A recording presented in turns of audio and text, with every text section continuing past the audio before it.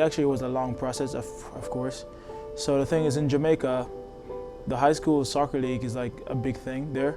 So we all have to, so it's like all our games are like streamed online overseas and stuff. So apparently the coach at SIUE, he saw me playing there, and then we began communication there. So then he introduced the school to me on Skype and stuff, and then that's how I researched the school, saw the programs there, saw what it's like to be here and stuff. So that's how I found out about SIUE. It's been a fantastic experience, I have to say, because for one, I've met a lot of people, a lot of friends I would keep forever. So I think in that aspect it's been very good. Also, I've learned a lot in terms of how to deal with other people apart from my native countrymen. So in that case too, it's been very well. I mean, the school is good, SIU is very good. I mean, there's a lot of stuff to do here. My friends and I really enjoy playing on the soccer team, so I mean, it's just been fun since I've been here. Overall, I think the biggest challenges is balancing. There's a lot of challenges obviously, but the biggest one is balancing. I mean, there are times when we have to miss classes per se, just because we're participating in the sport. I mean, the biggest challenge is balancing and having time to balance not only school and sport, but also your social life and talking to your family and stuff like that, so yeah. I wouldn't say difficult because, I mean, it is difficult, but I'm used to it now because I've been doing this for a couple of years now, honestly. And every year, I mean, there are different challenges that present itself, but like, I feel like I'm used to it and I'm able to deal with it in any way possible because, as I said before, I've been doing it for a while now, so that's good. Very tiring. Very tiring, I have to say. I mean, the day starts very early, ends very late. You know what I mean?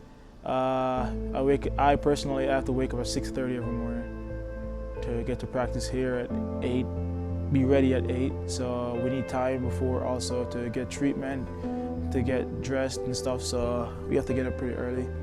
So 6:30, straight after that, we have practice at 8. We usually last for about 2 hours, 2.5 hours, basically. So that's already, That's already about 10:30 there. And then straight after we have classes, which usually depends on your schedule. Can go up to 3, 4, around there. I mean, yeah, so 3, 4 typically, we finish school, and then basically after that, if you're lucky enough, you have enough time to go out and eat with your friends or go do something else, because oftentimes we are still doing homework and stuff like that for our class tomorrow or something. So it's very hectic, it gets hard sometimes, but I mean, it's what we signed up for, so we're not really stressing about it, to be honest. I think being a student athlete comes with its perks, of course. I think the most rewarding part about being a student athlete is the skill set I learned from being in a team and stuff. Obviously, I learn how to work with people from different places, especially our team, which have like 11 different countries represented. So we are learning about different cultures here, the relationships we form among the teammates and stuff. Those are rewarding. I also think the skills we garner, for example, time management, being able to balance your school and your social life and sport. Those are very important keys that I think will help me in the future for sure. And that's what I think is the most rewarding part about being an athlete. Yes, we spend a lot of time traveling, a lot of time. I mean, especially this year. So we've missed school in the last month, every Monday, Tuesday, and Wednesday for the last month. Because there are days when we played 2 games a week, and it got to a point where we would not be able to get to school on any of those days. And obviously missing school so much means that we have to do extra work to catch up to the level of everyone else in the classroom. So it's very difficult. I would say the teachers have been very good about it, because we actually have to talk to them before the season starts about days we're going to miss and stuff. So they've been very good about it, but it's very difficult also to catch up with your work on while you're traveling, because especially there's no Wi-Fi on our travel bus, so we have to be using our data plans, and it's a grind because on the bus it's not comfortable to be studying and doing homework and stuff. So it's a grind, but I mean, we're used to it right now. I would say though, there's a few moments, especially on game days, when it's like harder to like focus on schoolwork because you're trying to get your minds ready for the game.